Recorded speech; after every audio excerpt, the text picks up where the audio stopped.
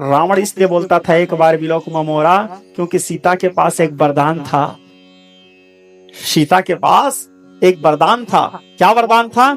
जब राम जी गंगा पार किए, केवट उसको पार किए, तो गंगा पार करने के बाद उतरने के बाद गंगा जी की पूजा किए राम जी, माता सीता भी पूजा की। पिय हिय की सिय जान निहारी, मन मुंदरी मन मुदित उतारी। मुद्री को उतारे, रघुनाथ जी को दिए, रघुनाथ जी केवट को देने लगे। केवट कहता है प्रभु फिर तिबार में जो कछु देवा, सो प्रसाद मैं से धरी लेवा। और ऐसे भी प्रभु मैं आपसे कैसे ले सकता हूँ, क्योंकि हम दोनों तो जात भाई हैं। नहीं से ना नहीं लेत, धोबी न धोलाई लेत। एक नहीं दूसरे नाई से बाल काटने का पैसा नहीं लेता, एक धोबी दूसरे धोबी से कपड़ा धोने का पैसा नहीं लेता। मैं भी केवट, आप भी केवट, आपसे मैं कैसे पैसा ले सकता हूँ? लखन लाल बड़े क्रोधी तमा गए, उठाया धनुष बाण मारने के लिए। भैया हमको केवट बोल रहा है। बोले सिद्ध कर सकता हूँ। बोले करो। तो केवट कहता है मैं गंगा का माझी हूँ, तुम भवसागर के केवट हो। मैं गंगा के तट पर हूँ, तुम भवसागर के तट पर हो। नाम तो दोनों का वही है, बस थोड़ा रूप अलग ये है कि मैं छोटा मोटा व्यापारी हूँ, आप होलसेल डीलर हो, हैं? लेकिन काम तो दोनों का वही है।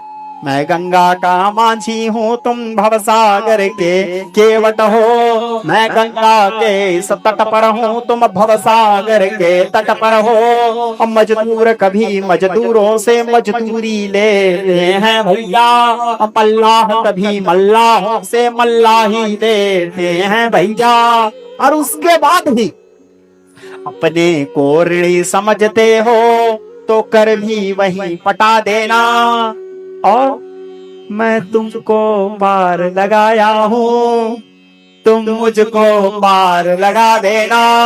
जिस समय मैं वहां आऊंगा आप मुझे पार लगा देना। तो केवट प्रसंग के बाद माता सीता गंगा जी के पूजा की। गंगा जी के पूजा करने के बाद माता गंगा माता सीता को एक आशीर्वाद देती है। क्या आशीर्वाद देती है? कि सीता लोक पलोक बिलोक ततोरे। ऐ सीता, एक बार जिसको तुम नजर उठा के देख लोगे वो लोक से लोकपाल हो जाएंगे, जीव से ब्रह्म हो जाएंगे। ये सीता जी को वरदान था गंगा का। इसी रावण जानता था यदि ये एक बार मेरे को देख ली तो मेरा कल्याण हो जाएगा, इसीलिए रावण कहता था एक बार विलोक ममोरा, ना कि वो कुभाव से बोलता था। अब यहाँ पे और एक बात, तो जब रावण से बोलता था तो सीता जी क्या करते थे? तृण धरी ओट कहत बै देही। तृण का लेके रावण से बात करती थी। अब आप लोग ये बताओ, तृण के आड़ लेके रावण से बात करती थी सीता, तो तृण कितना छोटा रहता है? एकदम इससे भी ज्यादा पतला, यानी ये हो गया तृण। क्या ये सीता जी के चेहरा को ढक रहा है? ये मेरे चेहरा दब रहा है क्या इससे कहीं पे?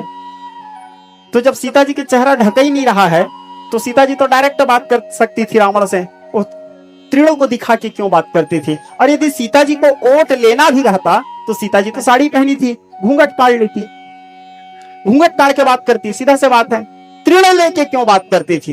तृण धरी, और तृण से तो मुंह नहीं दब रहा है, तृण से तो उनके ओट नहीं हो रहा है, तृण लेके इसलिए बात करती थी। और रावण को बार बार एहसास दिलाती थी, अरे रावण तेरे को अपने आप में लगता है तू बड़ा बलवान है रे, मेरे सूर्य वंश वालों के तृण के समान तेरा सामर्थ्य नहीं है, मेरे सूर्य वंश वालों के तृण के समान तेरा सामर्थ्य नहीं है। क्योंकि यही रावण एक बार महाराज मानधाता से लड़ने गए थे। मानधाता कौन? राम जी के पूर्वज। मानधाता के साथ जब लड़ने गए तो मानधाता राम जी के पूरे पूर्वज भी बड़े थे। उनके सूर्य वंश का इतिहास तो ऐसा कहता है श्रोता समाज, देवलोक में जब देवता लोग असुरों के साथ युद्ध नहीं कर पाते थे तो महाराज दशरथ की से हेल्प लेने आते थे। और ये धरती लोक में रहने वाले महाराज दशरथ स्वर्ग के देवताओं को जाके हेल्प करते थे। और भूले भटके कहीं धरती सूर्यवंश राजा स्वर्ग चले जाते थे तो धरती लोक में रहने वाले सूर्यवंशी राजा को देख करके देवराज इंद्र आसन छोड़ के खड़े हो जाते थे और दस्यासन आसन देहि, मानस कहता है। ऐसे प्रतापी थे सूर्यवंशी। तो एक बार महाराज मानधाता से लड़ने आए। मानधाता बोले तेरे को अपने बल में बड़ा अभिमान है ना रावण? बोले हाँ। तो एक काम करिए, दरवाजा मैं बंद कर देता हूँ, दरवाजा बंद करके किवाड़ भी नहीं लगाऊंगा। किवाड़ यानी वो जो क्या बोलते हैं आप लोग, हाँ, कुंडी भी नहीं लगाऊंगा। ऐसे ही दरवाजा को बंद करूंगा और मैं ऐसे पीठ देके खड़ा हो जाऊंगा दरवाजा के पीछे, तू बल लगा। दरवाजा खोलना तो दूर के बाद दरवाजा को हिला दे रावण, में मान जाऊंगा तू बलवान है। बोले रावण अपने दिशो भुजा से ताकत लगाए उस दरवाजा को हिला तक नहीं पाए जहां महाराज मानधाता ऐसे खड़े थे। राम जी के पूर्वज हैं। रावण हार के भाग गया, दोबारा फिर लड़ने आया मानधाता से। उस समय महाराज मानधाता अपने गुरु महाराज वशिष्ठ के पैर दबा रहे थे। उस समय अचानक वो हल्ला बोल दिया अयोध्या में। महाराज मानधाता बोले अब गुरु के पैर को छोड़ के तो मैं उठ नहीं सकता, क्योंकि सर्वोपरि गुरु सेवा है। अब कैसे करूं, अयोध्या को भी बचाना है, प्रजा की रक्षा भी राजा का कर्तव्य है। तो पैर दबाते दबाते घास को उठाए और पीछे फेंक के मारे महाराज मानधाता। रावण के सीने में लगा मंत्र विद्या और जा करके 100 योजन समुद्र को उस पार गिरा रावण। पहला घटना। दूसरा घटना, ये रावण का जो मामा था मारीच, भगवान विनु फरबान राम तही मारा, तृण लेके मारे थे सत योजन गा सागर पारा। दूसरा घटना। तीसरा, राम जी सीख धनुष सहायक संधाना, इंद्र के बेटा जयंत मारे थे तृण, उसको बचाने वाला त्रैलोक्य में कोई नहीं था। इसीलिए माता सीता बार बार रावण से कहती थी तृण धरी ओट कहत वैदेही।